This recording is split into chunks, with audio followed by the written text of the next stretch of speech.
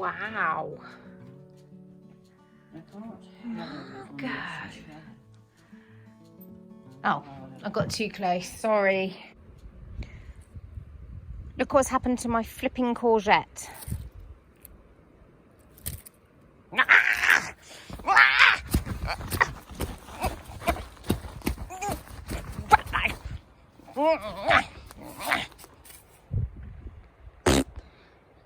We have this tree in our garden. It's a robinia, I think. And it's gorgeous. It's got lovely leaves. It's really, really pretty. It's got quite an interesting trunk.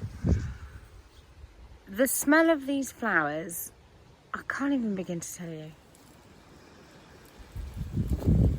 They smell of an amazing perfume crossed with the talcum powder. Brings back a memory.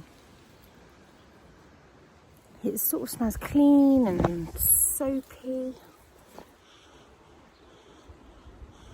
Oh, I love it.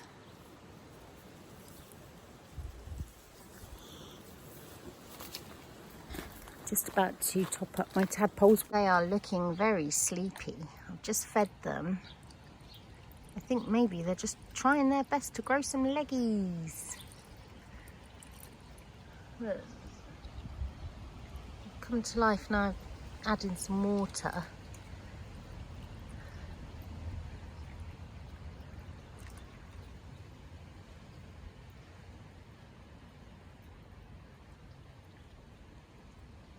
Apparently they like cucumber. I saw that on Joe Pickle Lily. Look. Maybe they were struggling to swim around because they were stuck in the pondweed. Oh, you alive? Yes. Just trying to grow some legs. Don't poke me. Oh, look at that. Look at that little mouth. Look. Look. Oh, look. Look. Oh. We love them so much. Look. Love them. Hello, beautifuls. Look at them all there on the edge. I'm going to get you some cucumber. What about that then? A fish full of water, book it in like that, and you want to make sure it's fully submerged all the time. Okay. I don't really know what I'm doing, don't listen to me, but you know. It's Friday. And it's 5:45. We have completed half a term of homeschooling, enforced homeschooling, and no one is dead yet. Winning! I'm in my sewing room because I just want to make something. I've got this fab paper fabric I did make a while ago from the Molly Makes magazine. Amy, Taylor West Studios, was commissioned to do a tutorial, on a pattern. So I followed that. Hold on, I'll get it.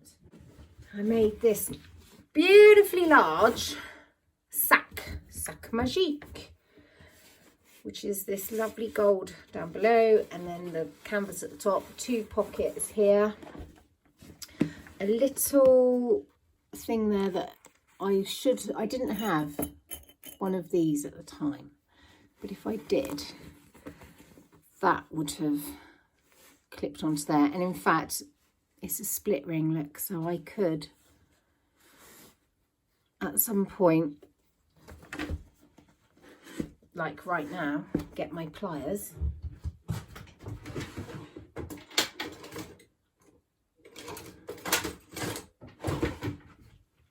let's do this.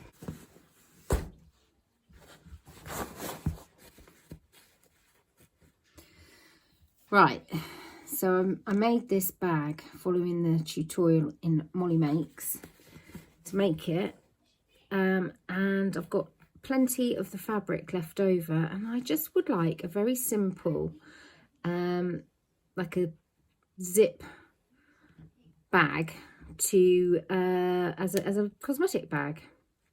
That's what I would like. How do you do this so that that gap is smaller? I think you're supposed to push it together and then, oh dear, I'm not, oh dear. No one asked me to make progress markers and stitch keepers, eh? Oh.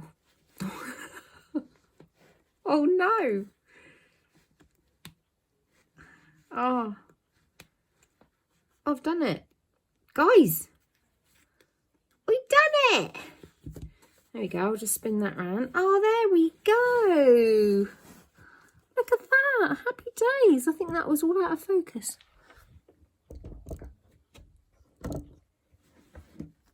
I think that might have been all out of focus, but never mind. What else can I tell you about this? I stamped inside with little stars, and it's full of my precious stuff, my Les Family Floof, and all of it so much. I've got ideas for that, but that can wait another day. Right, so I've got this. So I have this leftover paper stuff, and I have some navy blue for the lining, just fabric, and I've got a navy blue zip. This 12-inch zip, I think. I've lost the label now. So what I want to make is, I want a zippered project bag type thing with a boxed bottom, but I don't want the sides to go in. I want them to be flat or to go out. So I'm just gonna wing it. I'm just gonna wing it and see how it goes.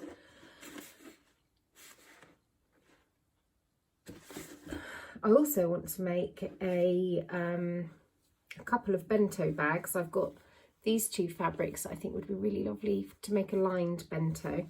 And then I've got this fabric that I got from my Lush mate Debs, DSG 1964 on Insta. She's a brocanter. She sells things, treasure from brocants. So this used to be, I think, a pillowcase at some point, or maybe a small mattress. Do you know what, now looking at it, I'm thinking that would make such a gorgeous little cushion to go in Bunny's bed. But I'm going to make a bento bag out of that, and I'm not going to line it. I'm just going to have it as a loose one because I really like how old fabric looks on the inside with the weave. Don't seem to be able to get my front facing camera to focus anymore. I used to be able to. Can't do it now. Yeah, I've got all these grand plans for half term, and I expect none of them will come to fruition. I've got a dress I would love to make. I want to make these bags, and I've got hand balms I'd like to make.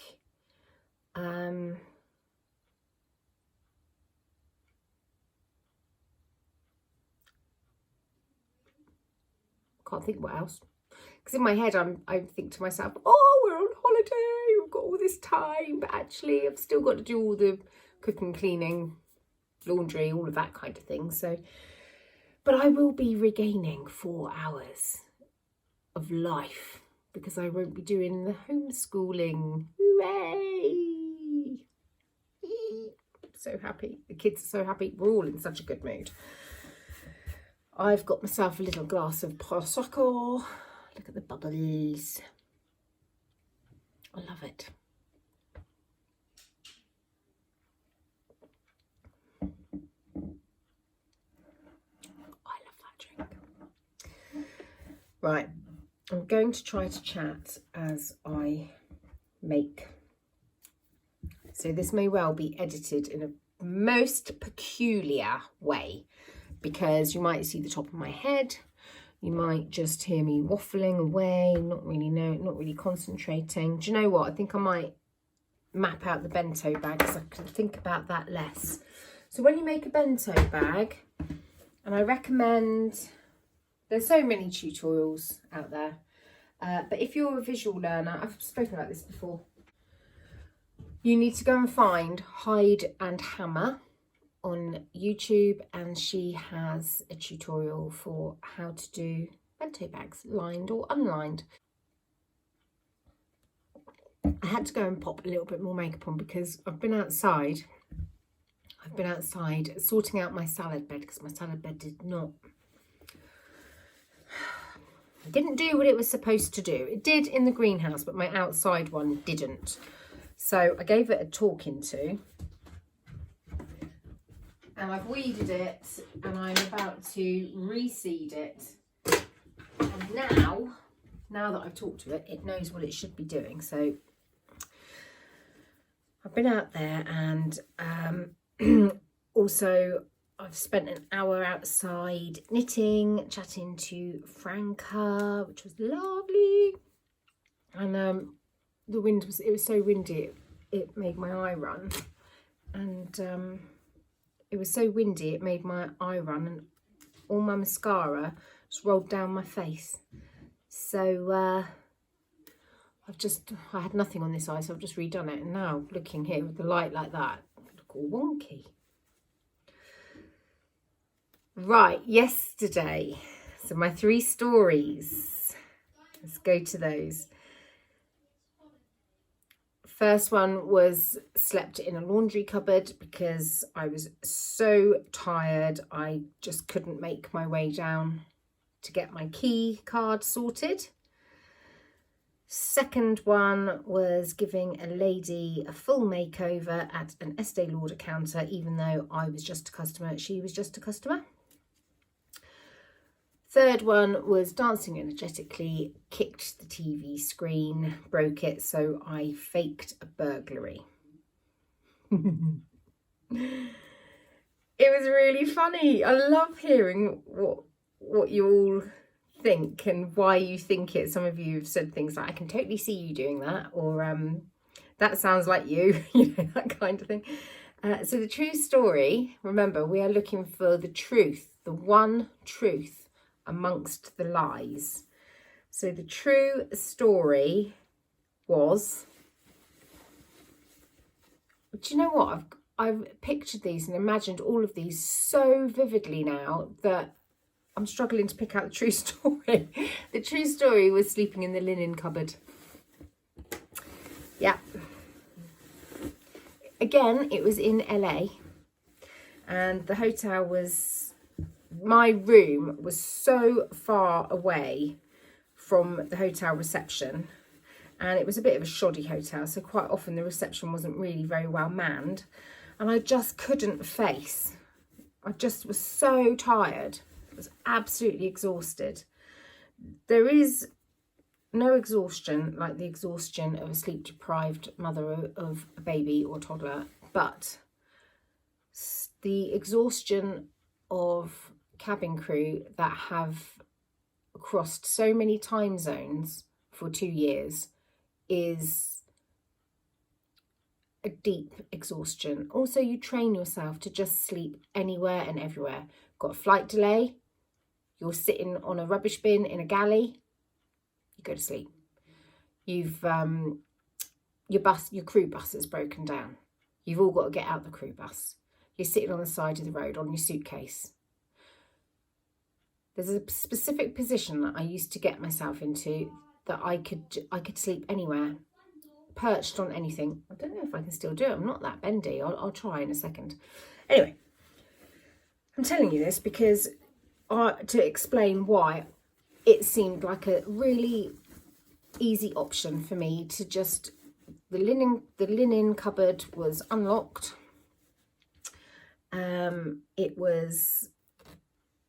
It was open, the door was open, and I just thought, right, I'll just shut this door.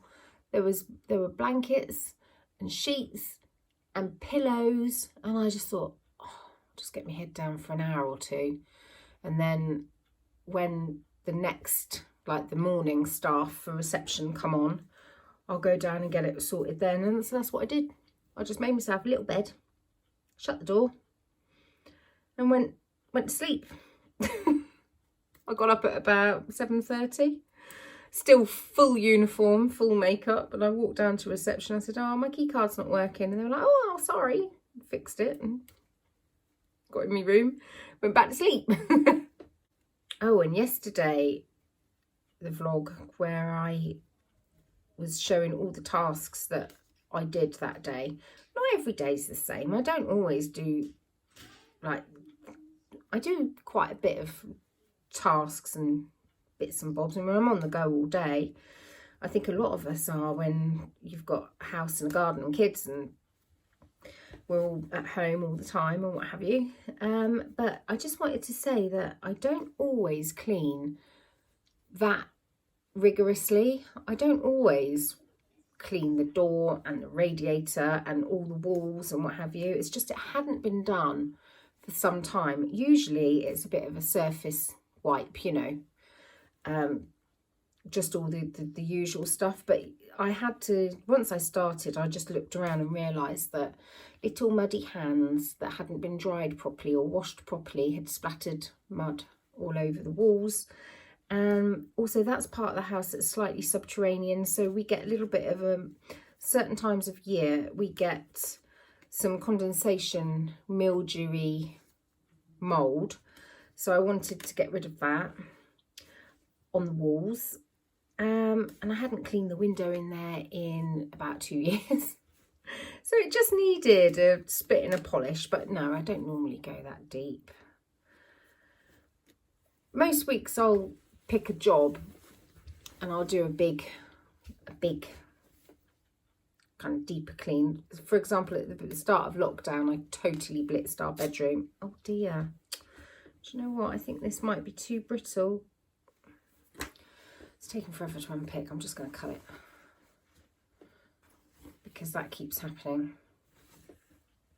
Right, let's do it. Let's do it. Yeah, so please don't go thinking that I spend a lot of more time cleaning than is healthy for me, because that is not the case.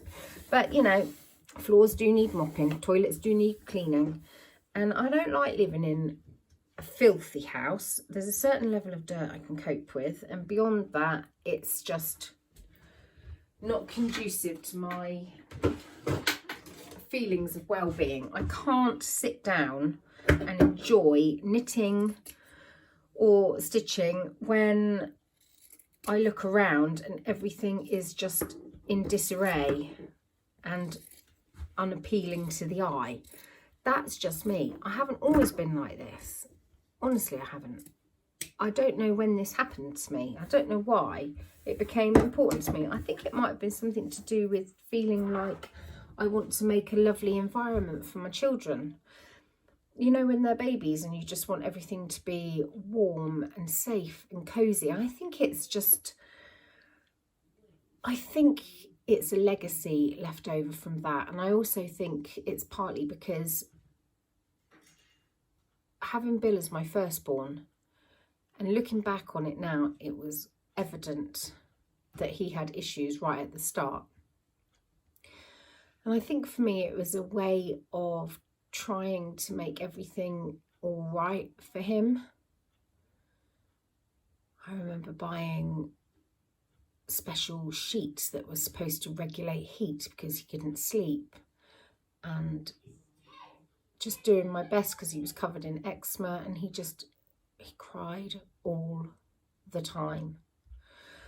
Many autistic babies are very, very chilled and mellow, but there are many that are far from it. They are confused and in shock right from the start, and that was Bill. So I think it's a legacy from that.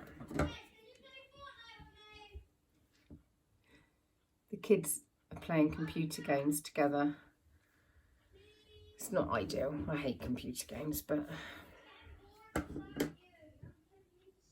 can hear him. It's so boring without you. You haven't played with me for so long. Right, I'm going to go and concentrate on all of this now. And then I'll be back later to show you what I did.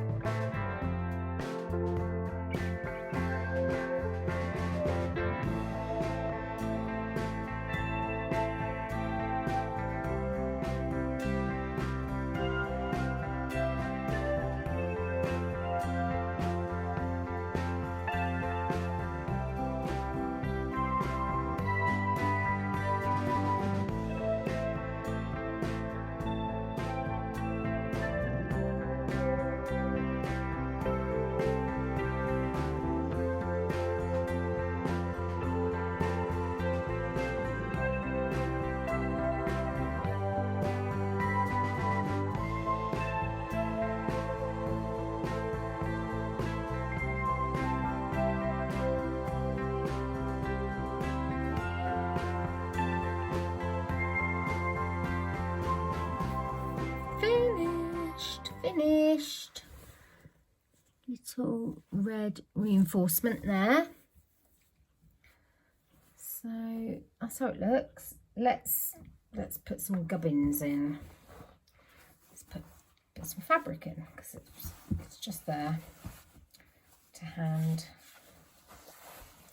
So let's just fill the bag. Fill the bag. Gosh, it's got quite good capacity. So what I did in the end was 29 centimetres with a 2 centimetre seam allowance added on.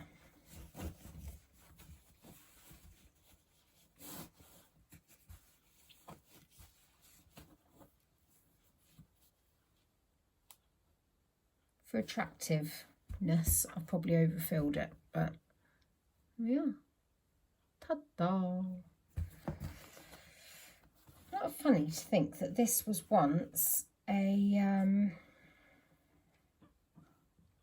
little mattress type cushion thing full of grass and straw and seeds. Now it's a beautiful bag that I would pay fair money for. Not everybody would. I know that there's quite a few people I know that would think, ugh. I really like it.